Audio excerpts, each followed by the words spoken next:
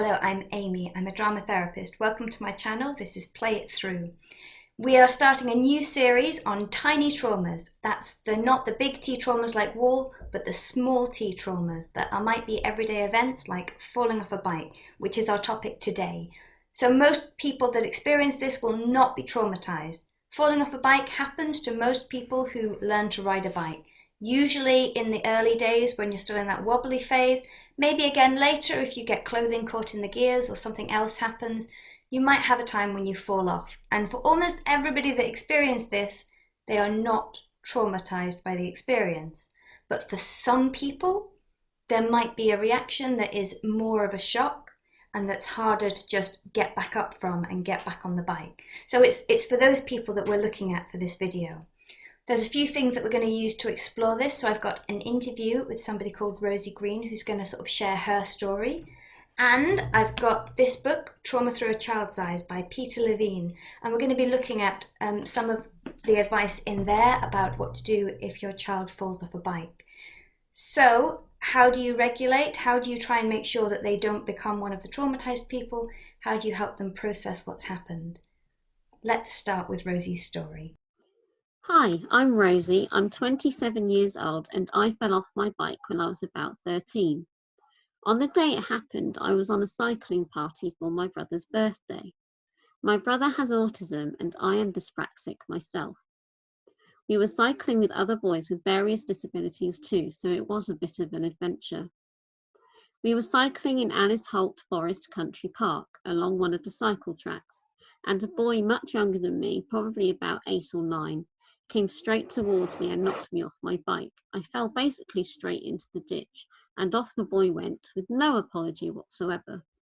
One of my brother's friends with autism rushed over to my rescue, seeing that I was in complete shock. I think I managed to get back on, but the rest of that day, to be honest, is a bit blurred. I haven't been able to get back on a bike since. We went on a family holiday about 8 years ago, and my mum decided we should go for a cycle. I did get on, but I made a big fuss and fell off again, into another ditch, of course. When I get on a bike, it's like my whole body just tenses with fear, irrational fear perhaps. My shoulders hunch over and my legs completely tense up, mostly in my thighs. I've recently been teaching in Vietnam, and to my dismay, I discovered their main form of transport was, of course, motorbikes and scooters.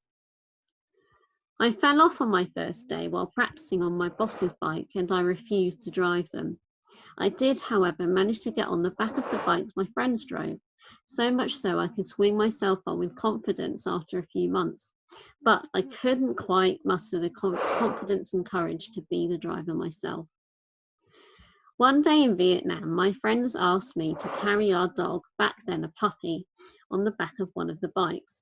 I remember feeling absolutely terrified because I was holding the puppy with both arms and clinging onto the bike with just my legs. I felt almost sick the whole journey, and I remember the relief when I was able to get off the bike and pass the puppy to somebody else. It's a very odd situation, I find, to be able to explain to other people how one knock has affected the rest of my life. I can just about get on a horse. Of course, I fell off a horse as well when I was younger. But I can't imagine if or when I will ever find the confidence to ride a bike again. But who knows? Thanks for listening, everyone. Thank you so much, Rosie, for sharing your story. And the first thing I want to really pick up on is Rosie describes herself as having dyspraxia. Dyspraxia is a condition where you are less spatially aware and you may struggle with things like coordination or balance. So the fact that Rosie fell off the bike into a ditch, I'm wondering what messages this reinforced about things that she could or couldn't do. This is the first thing about a traumatic incident. What's the take-home message that you extract from the event? Does it actually feed into a bigger narrative about who you are, what you're capable of, what will happen if you do a certain thing? And I'm really interested as well that Rosie talks about the second time she gets on the bike a few years later, falling off into a ditch. And of course, what she says about that is, of course. So maybe there is something there about a message that becomes like a self-fulfilling prophecy. Not necessarily, but it's something that I'd be curious about and maybe want to unpick a little bit. The next thing I want to talk about in Rosie's story is what happens in her body. After she falls off the bike for the first time, she says that she goes into complete shock, and then she describes the rest of the day as a bit blurred. And this is one of the responses to something traumatic that happens. Our bodies can go into a few different responses when it gets shocked. It can go into fight or flight, where you try and fight something off or run away. So for example, a fight response might have been Rosie shouting after the boy that knocked her off and saying, "Don't say sorry then!" Or a flight response might have looked like Rosie running back to find mum who could give her comfort. But it sounds like perhaps what Rosie went into was a freeze response of holding all of that shock inside. And the fact that she doesn't remember what's happening later might suggest that she's become a bit switched off from what's going on around her and just maybe a bit wide-eyed. You can see this in somebody that's shocked. They might be a bit wide-eyed, or they might also be a bit glazed over and sort of staring off into the distance. But check for that and see if they're actually aware of what's going on around them. If you see this happening in a child that's just had a shock, or anyone that's just had a shock, bring them back to the present moment. So can they feel their feet on the floor? Can they feel their heart rate? Can they see something around them that's the colour green or red or whatever it is? Can they start to notice things with their senses? Gestalt used to say, lose your mind and come to your senses. And that's the first way out of this shock response, getting them back into the body, switching on the parts of the brain that have turned off in the sort of after the event shock, and getting them to re-engage with what's happening around them. But for Rosie, the body response isn't just something that happened in the moment. It's something that she is re-experiencing every time she gets on the bike. So she says, when she's on a bike, my whole body tenses in fear, irrational fear perhaps. My shoulders hunch over, my legs tense, mostly my thighs. So you've got this idea of sort of maybe trying to protect herself.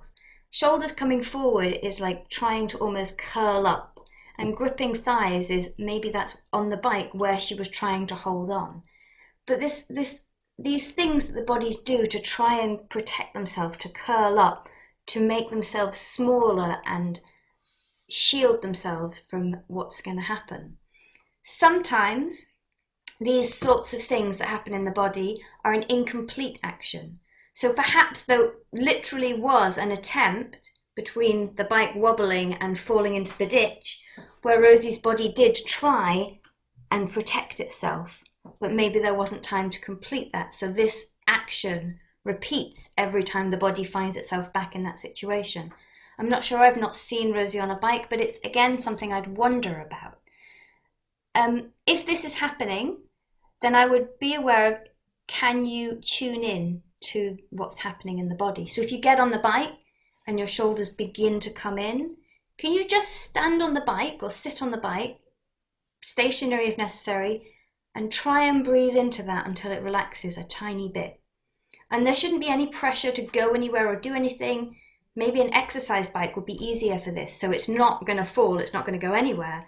But can you just start to release some of that tension and to relax it just a tiny bit?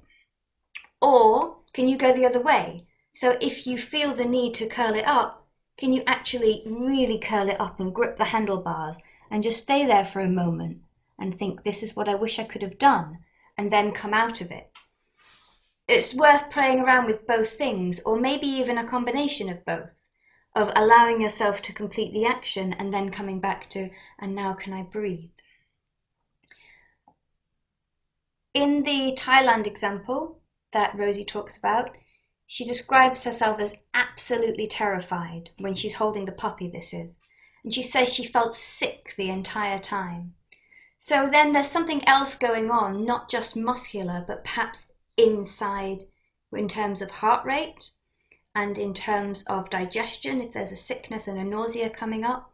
So again, can that be slowed? Can some deep breaths help to regulate that? Can anything else help to regulate that? So people co-regulate. Is there a way of making eye contact with somebody and breathing with them until the fear abates a tiny bit? Or is there a way of just being with the sickness and acknowledging that that's there? I'm not suggesting this in the moment. I'm not suggesting you get on a motorbike with a puppy and practice breathing. But it's something that I noticed in her story about the sickness and the terrified. And again, it's something else that you could think about in terms of the safe exercise bike way of dealing with this, perhaps. Can I think about the sickness? Can I think about the heart rate? Can I slow it down, even just a tiny bit? The final part of Rosie's story that I want to pick up on is around relationships. She describes the first time she falls off a bike. She says she collides with a boy who is much younger, and then she says he goes off with no apology whatsoever. So there's maybe something here around the relationship to the stranger. How do you see yourself and how do you see them? Do you feel like there should have been a different interaction? Do you feel like you should have done better? Or there might be lots of shoulds around this for you and for the other person in terms of how you ideally think that this might have gone instead. There might also be something around the piece about the brother's friend rushing to her rescue. And I don't know what the relationship there is. I'm not sure how close Rosie is to her brother's friends. But there could be something in that about what is your response to the help that was received. Was that received in the way that you wanted it? Was it received in a different way?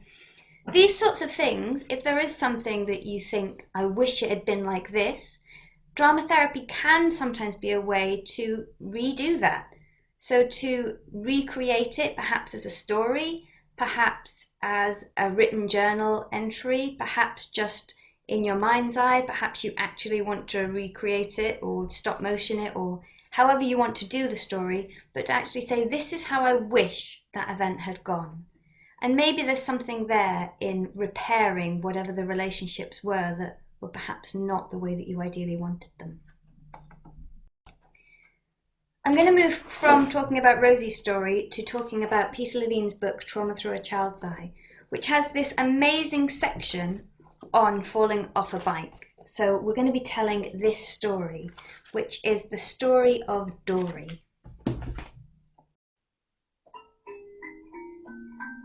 Sit back, relax, and I'll tell you a story. The hero, my friend, is a girl named Dory. She plays first base on her little league team. To have a new bike was her favourite dream. On her last birthday, this little girl's dream came true.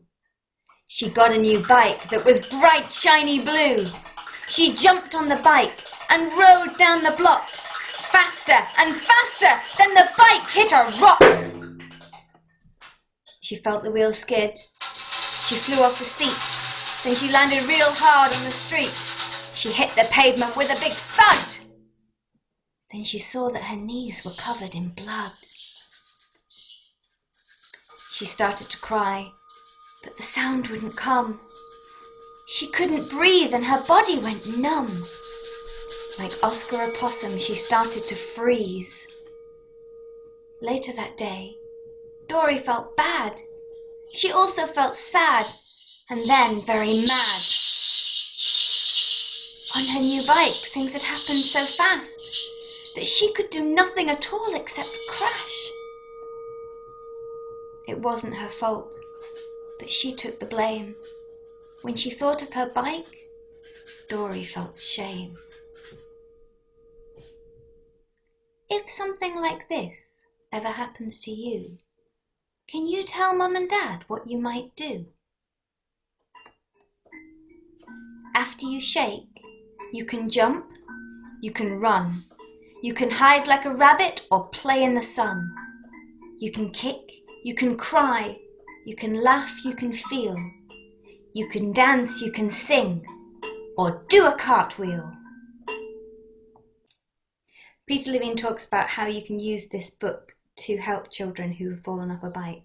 So you might use it, share this story with them, and allow them to say what they feel and what they identify with. How are they like Dory or not like Dory? Or you might also use it as an assessment tool and really pay attention as you're telling it to what happens in the child's body. Look for things like those shoulders coming in, or the freeze reaction, or the wide eyes. Anything that might give you a clue that perhaps there's something there that isn't quite regulated in the way that the child's processed the trauma themselves. If you have experienced trauma, I absolutely believe that it's always possible to heal from it, whether it's a tiny trauma or a massive trauma. Stay safe.